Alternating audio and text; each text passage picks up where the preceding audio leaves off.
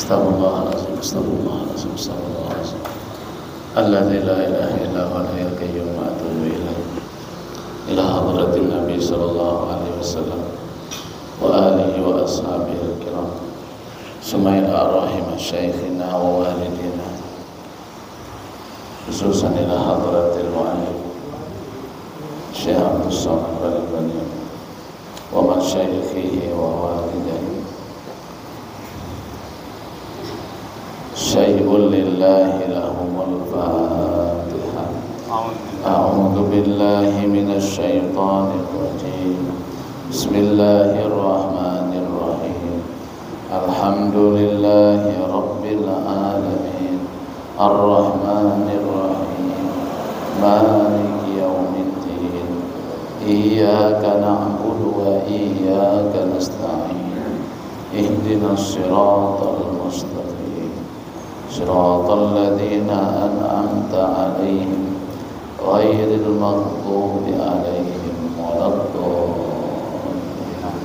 Amin.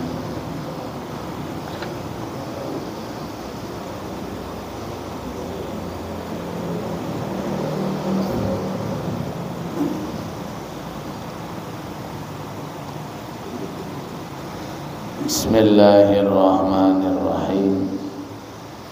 Alhamdulillahi rabbil alamin. Wassalatu wassalamu ala sayyidina wa maulana Muhammadin wa ala alihi wa ashabihi ajma'in. Amma ba'du. Qala al-muallif rahimahullahu ta'ala wa nafa'alana bihi wa bi ulumihi fid dharain amin. Summa qala,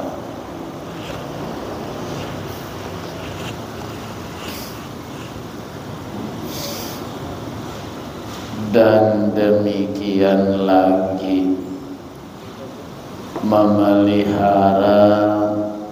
memeliharakan perut daripada memakan makanan yang haram dan yang syubhat.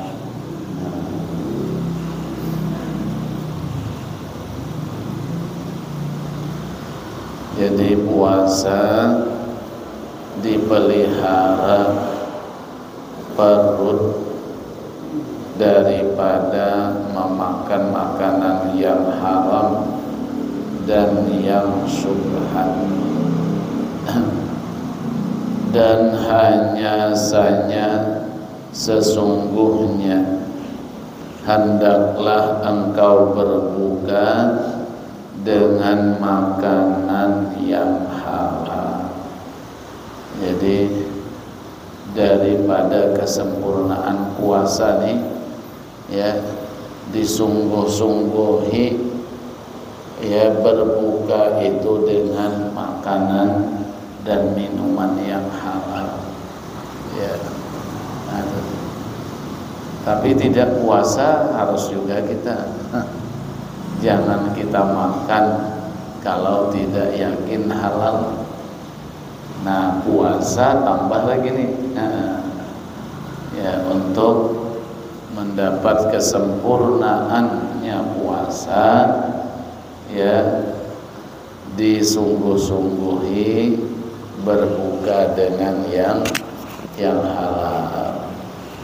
Jangan yang haram, jangan juga yang syubhat.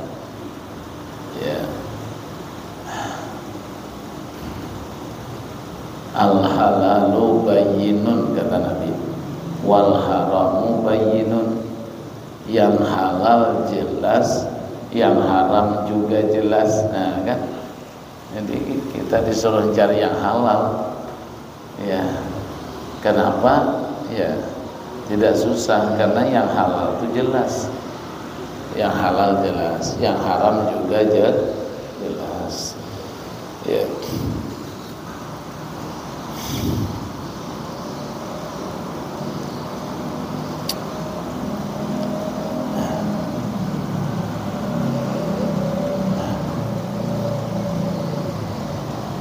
kita prihatin juga lah ya. Nabi ya berkata, kata beliau, la ya'tiyanna 'alan nasi zamanun la yubalil mar'u bima akhadal mal amin halalin amin haramin.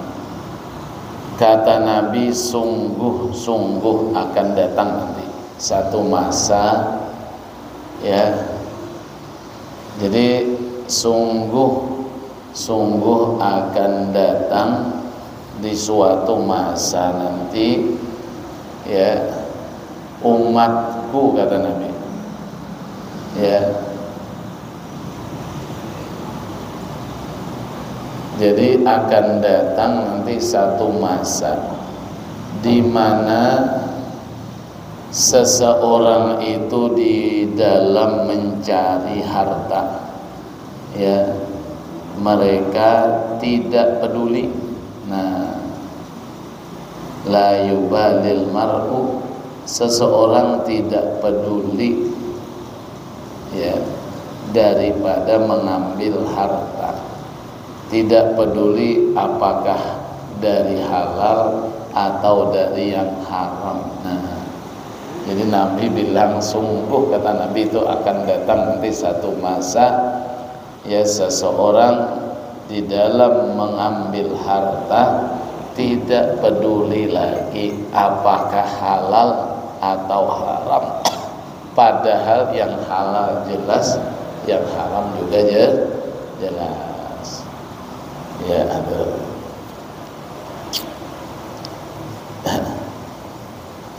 banyak mudaratnya, rusaknya ya, kalau yang haram itu masuk ke dalam perut itu banyak mudaratnya ya.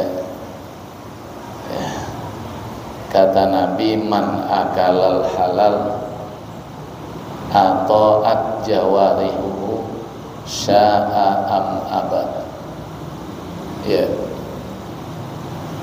Siapa makan yang halal, maka seluruh anggota tubuhnya akan taat dikehendakinya kah atau tidak. Kalau halal yang dimakan itu anggota tubuhnya itu akan tunduklah, patuh. Nah, ya akan jadi taat. Tapi waman akalal haram asad jawarihu sya'am abad, kalau makan yang haram maka pasti juga maksiat seluruh anggota tubuhnya dikehendakinya atau tidak. Nah, dengan sendirinya tuh maksiat karena makanan yang haram tadi itu, dengan sendirinya dia mau patuh, mau taat karena makanan yang halal. Jadi makanan halal itu bawa barokah, bawa barokah. Yang haram membawa azab, yang haram membawa siksa ya. Jadi disungguh-sungguhi berbuka puasa itu dengan yang halal. Halal di sini yang dimaksud adalah halal suri namanya.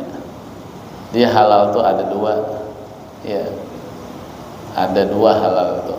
Ada halal sirfi, ada suri. Kalau sirfi itu murni halalnya ya. Kalau suri itu halalnya ya tidak murni. Yang disuruh nih yang halal, yang suri ini aja. Halal suri itu ya, kita dapat barang makanan ya, kita beli dengan orang atau ada orang ngasih kita ya, jelas orangnya yang ngasih, kita beli pun jelas orangnya, cuman ya asal sama sekali barang yang kita beli itu tidak tahu dari mana. Nah, itu tuh halal tuh. Namanya halal suri namanya ya. Taruhlah contoh enggak, kita beli apa ya, enggak? Beli beras kah, apakah? Tapi jelas kita dengan orang tuh beli barangnya tuh punya dia yang kita beli. Cuman asal sama sekali tidak tahu entah dari mana. Mungkin umpama curi ya, atau adakah akad-akad yang tidak benar, yang sama asal sama sekali tidak tahu kita. Nah, itu halal atau halal suri namanya. Ya, halal suri. Ya yang itu jadilah tuh. Tapi walaupun tidak tahu asalnya dari mana, yang jelas kita beli dikasih orang, orangnya tuh jelas yang kita beli memang punya dia, orang yang ngasih itu memang punya dia, yang dikasihkannya bukan punya orang, jelas tuh. Kalau tidak jelas itu kan lain tuh. Dia ngasihkan curian itu jelas haram tuh. Ya, beli tapi beli barang curian tahu kita itu lain tuh, tidak ada halal. Ini jelas lah punya dia, cuman asalnya sama sekali itu tidak tahu dari mana. Tapi beserta hati kita tuh tenang. Nah itu namanya halal. Kalau hati tidak tenang, kenapa tidak tenang? Karena tahu orang ini gini kerjaannya. Nah, itu subhat namanya. Ya, itu halal suri. Itu jadilah kita nih. Yang hari-hari ini pun kita juga kita makan minum dengan yang halal, yang suri itu jadilah. Ya, walaupun tidak bisa yang murni.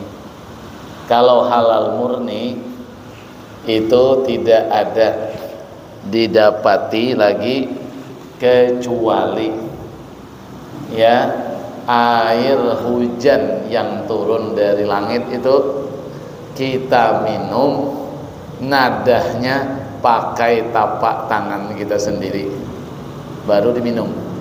Itu cuman yang murni halal. Kalau pakai gelas tidak tahu pula gelasnya dari mana. Tapi halal cuman lain, yang sirpi itu lain. Kalau suri ya nggak ada. Atau air hujan jatuh ke atap rumah. Atap rumah itu dari mana pula duitnya? Nah, halal lah itu cuman lain yang murni. Kalau yang murni itu jatuh dari langit langsung tapak tangan kita yang nadahnya langsung diminum. Itu aja yang murni itu. Ya. Ya.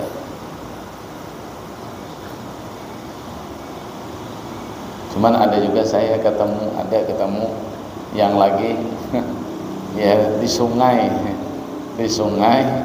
ya, nyelam kita di sungai itu, minum air di sungai, ada juga.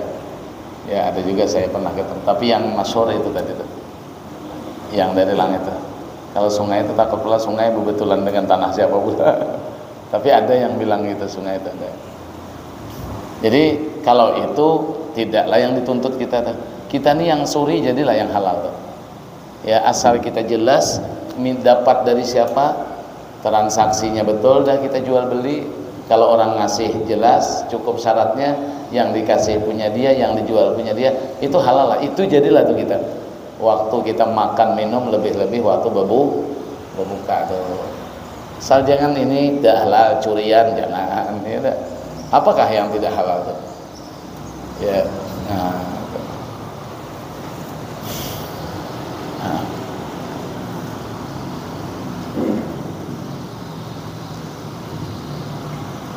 Banyaklah ya yang tidak halal itu banyak ya.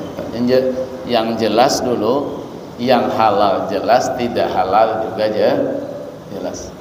Yang halal jelas, yang haram jelas. Lain kalau haram itu tidak jelas. Ini haram itu jelas.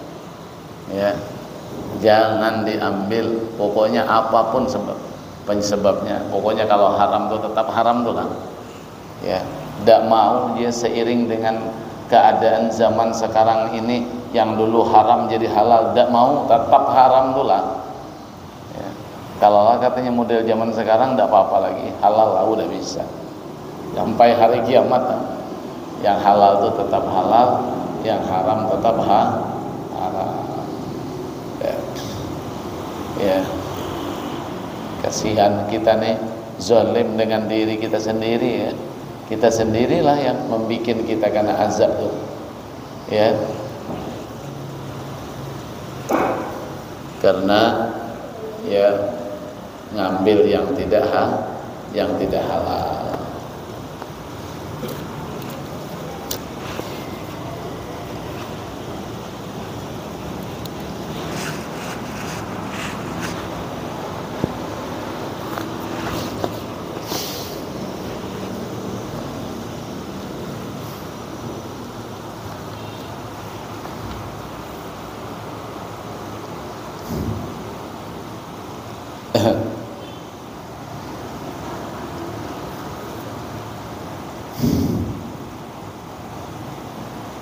Dan jangan engkau banyakkan makan pada waktu berbuka itu sekira-kira lebih daripada makan yang beradat pada tiap-tiap petang. Jadi berbuka itu biasa-biasa aja sebenarnya, walaupun seharian tidak ada makan. Ya, jadi mestinya tuh kita adab. Kita berbuka tuh makan tuh kayak biasa kita makan malam tuh, ya. Bukan karena lapar lalu balas dendam, ya. Jadi kalau begitu tidak ada faidah dari puasa. Maka dari puasa tuh mengurangi makan kita. Tapi kalau berbukanya 2 kali lipat, apalagi 3 kali lipat daripada biasa, itu kayaknya ya dari puasa itu tidak ada faidahnya. Sama lah kada puasa makannya itu. Maka salah satu tujuan puasa itu untuk mengurangi makan. Sekali habis puasa bertambah berat timbangan badan. Ya.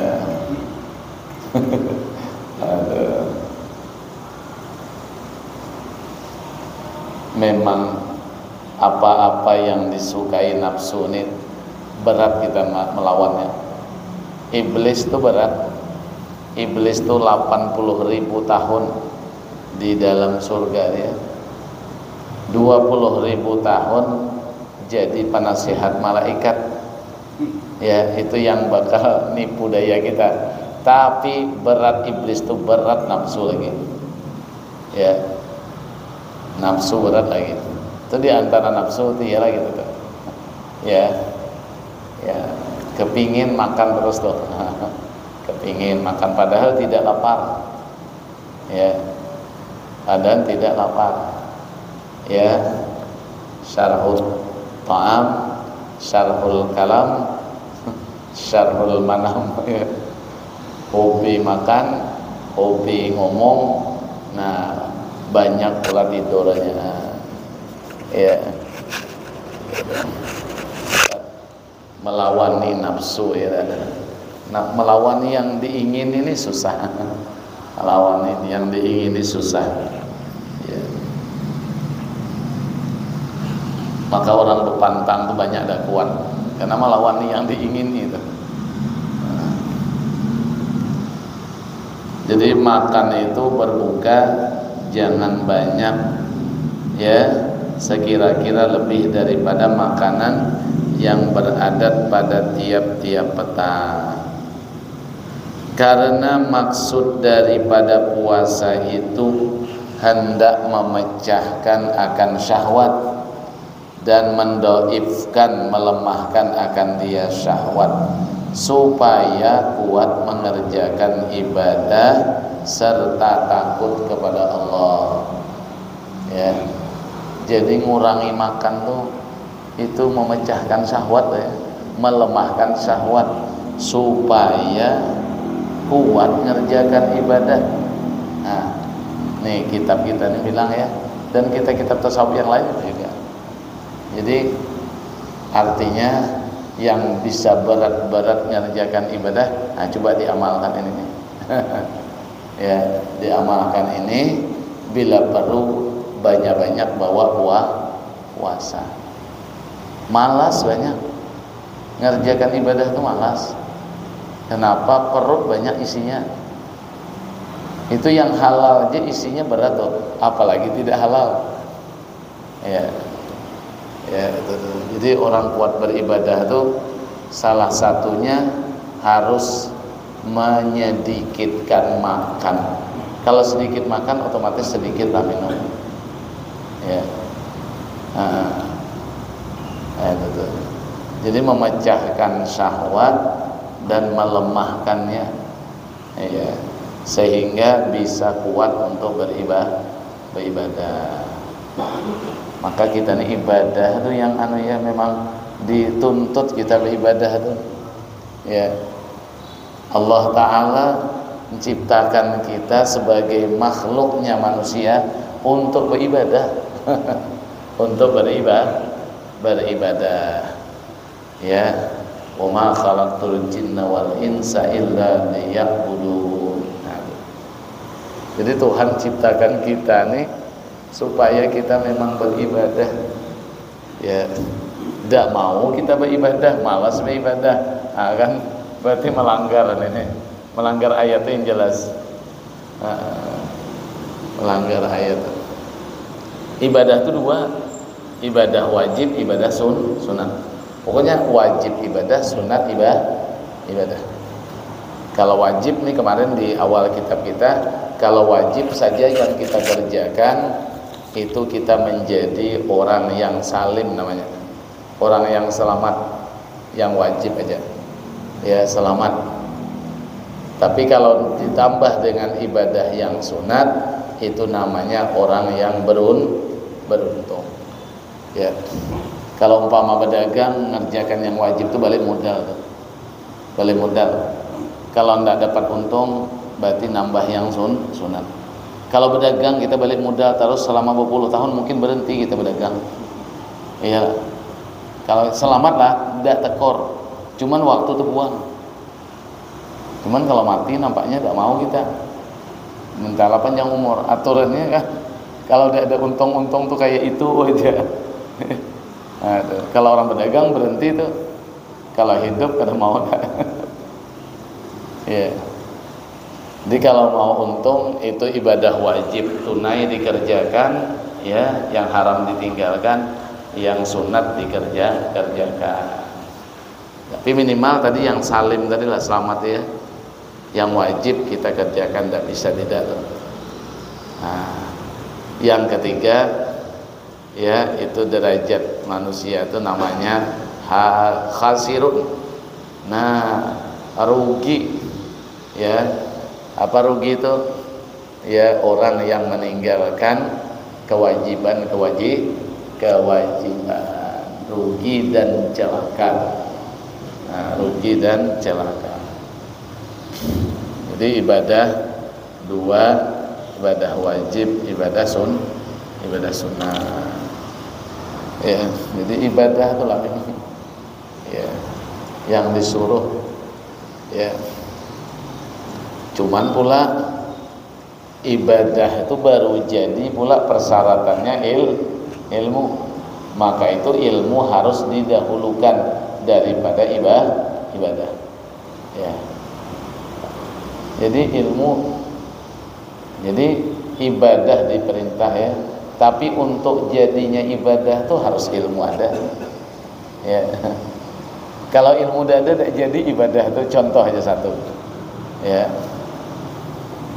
Ya. Man shalla jahilan bi kaifiyatil wudu'i was shalah lam tasihha sholatu wa in sadafal haqqa. Orang sembahyang tapi tidak ngertinya cara berwudu. Cara berwudu itu tidak ngerti, syaratnya tidak tahu, rukun wudu tidak tahu, rukun sembahyang tidak tahu, syarat sembahyang tidak tahu. Tapi dia sembahyang juga. Sementara syarat sembahyang, syarat rukun sembahyang, syarat wudu, rukun wudu tidak tahu. Tidak tahulah cara-caranya itu. Semata-mata dia beribadah itu hanya ikut-ikutan aja. Tidak sah sembahyangnya. Tidak sah itu tak terlaksana. Kalau umpama ibadah wajib tidak gugur kewajibannya. Kalau umpama ibadah sunat sia-sia, ada pahalanya. Walaupun pas dengan yang sebenarnya. Nah, bahkan kadang-kadang mantap lagi. Ilmu tidak ada nurun, cuman mantap betul padahal semuanya nurun-nurun. Nah, Nah, jadi tidak ada hasil juga. Tidak ada hasil juga. Jadi ilmu tetap didahulukan. Imam Ghazali bilang wa'lam annal ilma wal ibadah jauharan. Ketahuilah, kata beliau, ilmu dan ibadah itu dua permata. Nah, ilmu ibadah itu dua permata. Nah, cuman lanjutan beliau, wal ilmu asyraful jauharain, dan ilmu adalah paling mulia daripada dua permata itu. Lebih mulia ilmu daripada ibadah, karena memang ilmu harus didahulukan. Persyaratan ibadah. Ya. Ya. Banyaklah dalilnya yang harus berilmu. Al ilmu imamul amal wal amalu tabi'uh. Kata Nabi, ilmu itu imamnya amal. Amal ikut dengan ilmu. Ya. Makanya tadi dikatakan ada ba'dul ulama yang sholat tidak tahu cara wudhu, tidak tahu cara sembahyang, tidak sah walaupun pas dengan yang sebenarnya. Itu memang ngambil dari hadis Nabi tadi. Ya. Ilmu itu imamnya amal. Ya. Amal ngikut dengan ilmu. Yulhamuhus su'ada wa yuhramuhul asqiya. Orang-orang yang bahagia itu diilhamkan Tuhan dapat ilmu, dan orang celaka dihalangi untuk dapat ilmu. Nauzubillah, dan kita tidak termasuk orang yang dihalangi lah. Ya. Nah, ya macam-macam tuh halangannya tuh. Pokoknya tak halang lah. Padahal orang lain tidak terhalang dah. Tinggal sama, tempat sama, cuaca sama, keadaan sama. Cuman yang satu terhalang, yang satu tidak. Nah, takut kita. Yang celaka, kata Nabi, terhalang dia untuk dapat ilmu itu. Ya. Ya. Jadi ilmu ibadah dua permata. Ya. Jadi kalau dua permata ini biasalah. Kalau permata yang batu-batu kan lain tidak dengan batu kerikil biasa. Payah carinya permata tuh payah. Kalau kerikil biasa banyaklah berhambur. Kadang-kadang ya 1 kilo 2 kilo ada. Kalau permata sampai 1 kilo enggak, payah. Makanya yang dua macam ini memang berat. Ilmu dengan ibadah ini berat dua-duanya. Ya. Makanya ya tidak heran kalau terjadi orang putus berhenti nuntut ilmu. Kenapa? Memang berat, macam-macam anuannya, liku-likunya. Ya, maka jalan nak menuju Tuhan tuh itu mesti tuh rintangannya ilmu tuh. Pertama ilmu tuh. Kalau gagal di ilmu tidak bisa berjalan. Tidak berjalan menuju Tuhan tidak bisa tuh. Banyak tuh yang gagal. Ya, ilmu agama nih berat. Ibadah juga, nah itu berat juga tuh ibadah. Ilmu berat, ibadahnya berat. Berat ibadah tuh banyak-banyak nanti tuh, banyak. Ya, ya.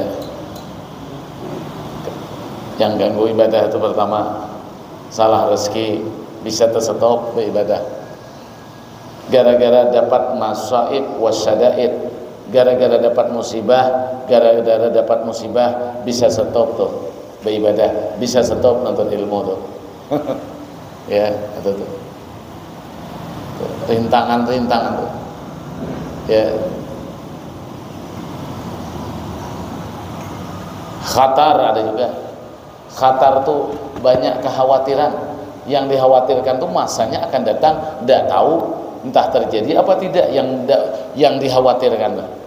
Sehingga sibuk mikirkan kekhawatiran tuh. Ibadah tadi kalau aku gini nanti macam mana nanti, ini khawatiran macam mana anakku jadi nanti ini, padahal barang itu tidak terjadi tuh.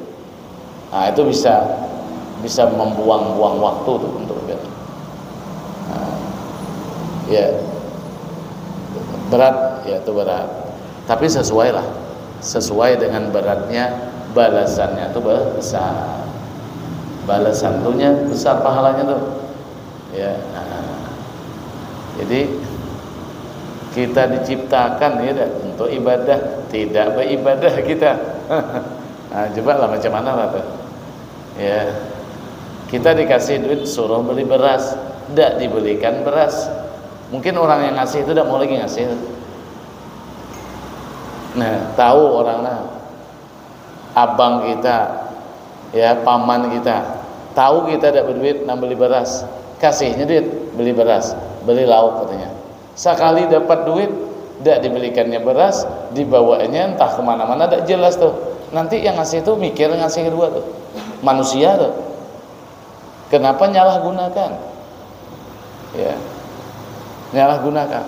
Tapi kalau betul dibelikan beras untuk belikan baju anak sekolah, nanti bisa dikasihnya lagi tuh. Karena pemberian tuh disalurkan sesuai dengan permintaan yang ngasih. Tuhan gitu juga. Tuhan ngasih kita sehat, badan panjang, umur, enggak. Ya, Tuhan ngasih rezeki, digunakan baik-baik, nanti tambahi lagi. Iyalah tuh yang la azidannakum tuh. Kalau kamu bersyukur, aku akan syukur tuh terima kasih kalau bahasanya. Tapi makna terima kasih itu menggunakan yang dikasih sesuai permintaan. Itu namanya syukur namanya. Kalau secara bahasa syukuran itu terima kasih. Tapi arti terima kasih itu sebenarnya menggunakan sesuatu yang diberi sesuai dengan permintaan yang ngasih. Itu syukur namanya. Nah, kalau digunakan sesuai permintaan yang ngasih, nah nanti tambah lagi gitu. Ya.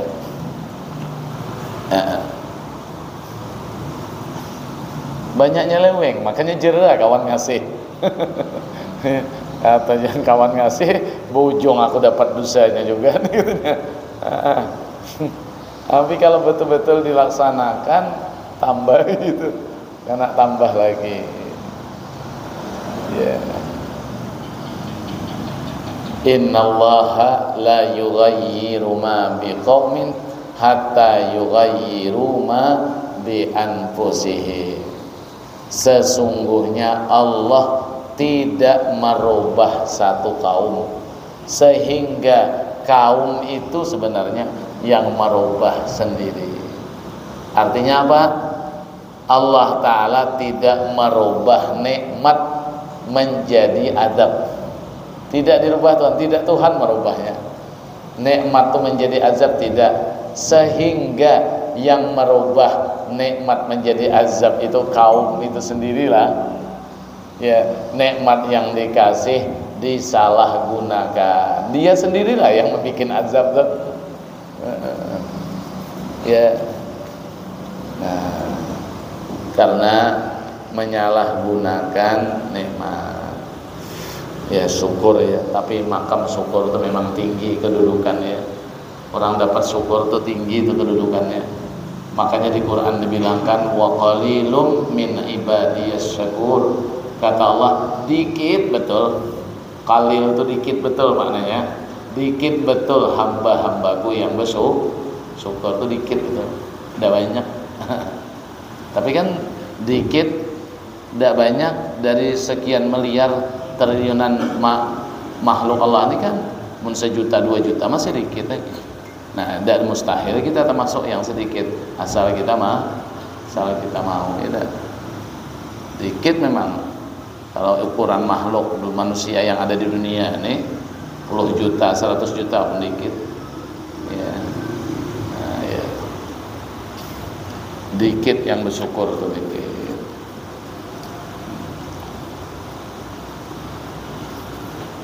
Lawan syukur nikmat itu ialah kufur nikmat itu.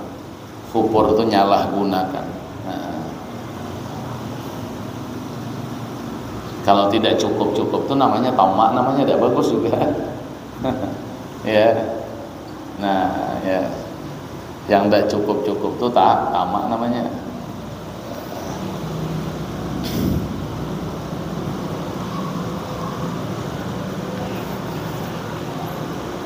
Maka jika engkau makan pada ketika berbuka itu karena mendapatkan makanan yang luput pada ketika pagi-pagi, maka tiadalah ada faidah puasamu itu padahal penuh perutmu itu dengan makanan.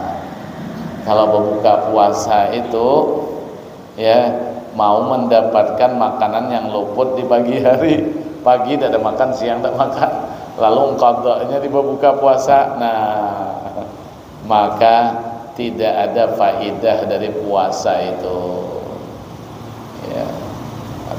ya, artinya sama lah, ada puasa makannya makannya, karena inti dari puasa itu salah satu tujuannya mengurangi sekali berbuka, mengqadha makanan pagi, mengqadha makanan siang. Jadi tidak ada faidah untuk mengurangi ya, faidah untuk mengurangi makan itu tidak ada hasil.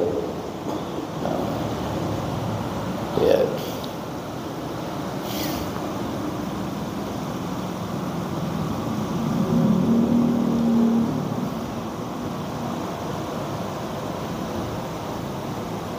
Dia kita nih pemakan minum, ada yang disuruh kenyang-kenyang tuh ada. Satu diantaranya air zam-zam. Air zam-zam tuh jangan berhenti kalau tidak kenyang. Suruh tuh memang. Ya, air zam-zam. Ya. Cuman ada juga yang bilang pula makan di rumah orang soleh katanya, disuruh kenyang kenyang, rasa begitu. Bisa jadi tuh. Ya. Kayak Imam Syafi'i lah, ke rumah Imam Malik. Imam Malik ceritakan dengan anaknya dah bahwa Imam Syafi'i itu hebat. Sekali diundang ke rumah, banyak makannya Imam Syafi'i. Ditanya, ngapa banyak? Saya yakin makanan yang dikasih Imam Malik ini halal. Nah, ya, itu. Itu bukan cari kenyang, ya, cari barokah. Cari barokah. Ya. Yang jelas betul air zam-zam tuh. Air zam-zam tuh sebabnya Nabi bilang ayatu ma bainana wa bainal munafikin annahum la yatadallauna min zamzama. Kata Nabi, perbedaan golongan kami orang beriman dengan orang munafik, bedanya di mana? Orang munafik tidak mau kenyang minum air zam-zam. Maka kita disuruh sampai kenyang. Cuman kalau ke Mekah lah, kalau di sini datangnya orang dari haji udah bisa kenyang dikit cuman. Orang payah bawa zam-zam tuh. Gelasnya kecil, kalau ada jual gelas kecil pada itu lagi, yang itu kecil pada itu lagi bawa orang. Ya, kalau sampai ke Mekah banyak-banyaklah minum air zam-zam. Cuman air zam-zam tuh sekarang tuh udah tertutup, tidak ada lagi. Tidak ada bisa lagi ke sumurnya tuh. Ya tahun 2003 udah tertutup. Sekarang. Tapi semua drum-drumnya kecil tuh. Iya itu ya. Sekarang dialirkan aja lagi. Kalau dulu kan katanya orang masuk ke bawah tuh. Bisa lihat. Sekarang enggak lagi.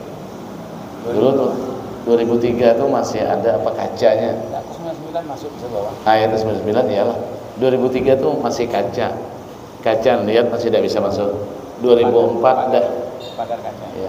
2004 tidak bisa lagi. 2004 tuh tutup semuanya, tidak tahu lagi kalau orang tidak pernah ke Mekah, tidak tahu lagi itu di mana sumur zam-zam. Nah itu kalau masuk turun ke sumurnya tuh air zam-zam tuh sunat minumnya berdiri itu. Ya sunat berdiri minumnya. Air zam-zam. Ma'u zamzama lima syuribarah. Air zam-zam tuh kata Nabi menurut niat peminumnya. Apa yang diniatkan jadi dia. Nah, tuh air zam-zam.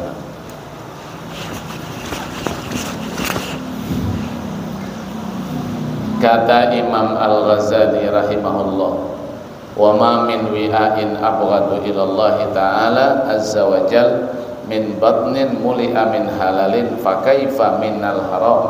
Artinya tiada perut yang lebih dibenci kepada Allah azza wa jalla. Tidak ada perut yang dibenci Tuhan daripada perut yang penuh daripada makanan yang halal. Maka betapa lagi daripada makanan yang haram. Iyalah yang halal itu pun bisa berat beribadah, apalagi haram. Yang halal aja penuh perut dibenci, apalagi. Macam mana kalau cerita yang haram gimana tuh? Tidak bisa lagi lah, kita bisa lah ya. Yang halal jadi benci penuh, apalagi yang halal. Ya. Maka apabila engkau ketahui makna puasa itu, maka seyogianya engkau banyakkan akan puasa itu barang sekuasamu. Nah, banyak puasa. Kalau puasa yang banyak ini bisa puasa sunat lah. Kalau puasa wajib yang Ramadan lah. Yang bisa banyak-banyak ini puasa Senin, Kamis, bulan Muharram, macam-macam ya. Nah, kalau itu penyebabnya ya, perut kosong itu bisa membuat ibadah, ya, perut yang penuh bisa malas ibadah, berarti diperbanyaklah ngosongkan perut dengan puasa. Berapa kita puasa? Sekuasa kita puasanya. Kalau bisa Senin Kamis itu puasa sudah lumayan lah. Sudah lumayan betul loh. Kalau bisa mengamalkan puasa Senin sudah lumayan betul loh. Karena besar nih faidahnya nih, ngosongkan perut nih untuk ibadah. Nah, untuk ibadah. Nah, maka bahwasanya puasa itu pohon segala ibadah, dan yaitu anak kunci yang membukakan segala taat.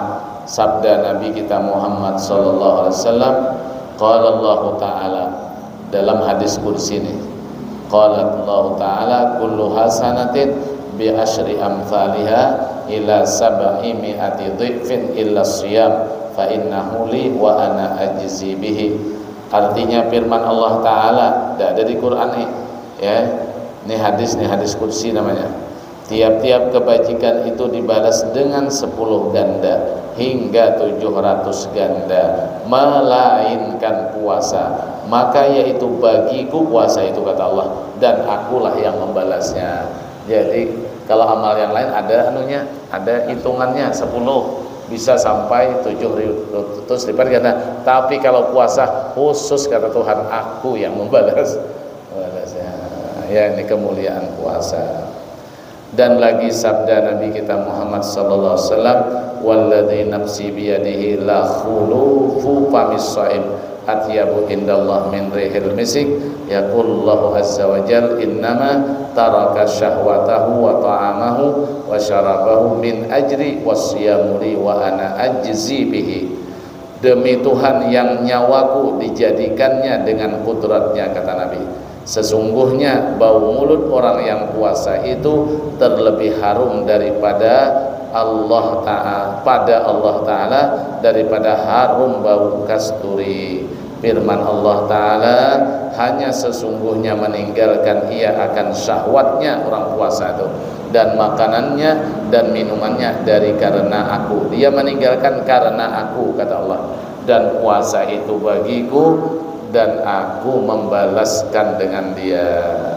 Dan lagi sabda Nabi kita Muhammad sallallahu alaihi wasallam, lil jannati babun yuqalu lahur rayyan fala yadkhuluhu illa shaimun. Artinya, bagi surga itu ada pintu, dinamakan baginya pintu ar-rayyan, maka tiada masuk akan dia pintu melainkan orang yang puasa.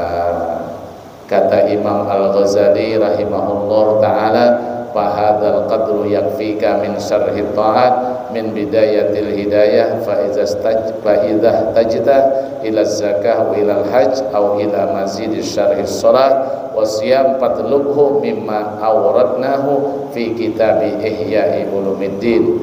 Maka kadar ini memadalah akan dikau daripada syarhut ta'at, keterangan perkara-perkara ketaatan pada bidayatul hidayah, yakni permulaan hidayah. Maka jikalau engkau berkehendak kepada bicara zakat dan haji, atau berkehendak kepada lebih syarah bagi sembahyang dan puasa, maka engkau tuntut akan dia pada yang aku datangkan akan dia di dalam kitab Ihya Ulumuddin. Kalau mau yang panjang-panjang lagi keterangannya, bab haji, bab zakat, nah penjelasan sholat yang panjang di dalam kitab yang besar lagi, yaitu Ihya Ulumuddin. Kalau kitab ini sambungannya ialah Sairus Salikin yang ngaji malam Selasa itu, yang Melayunya ya. Wallahu a'lam bishawab.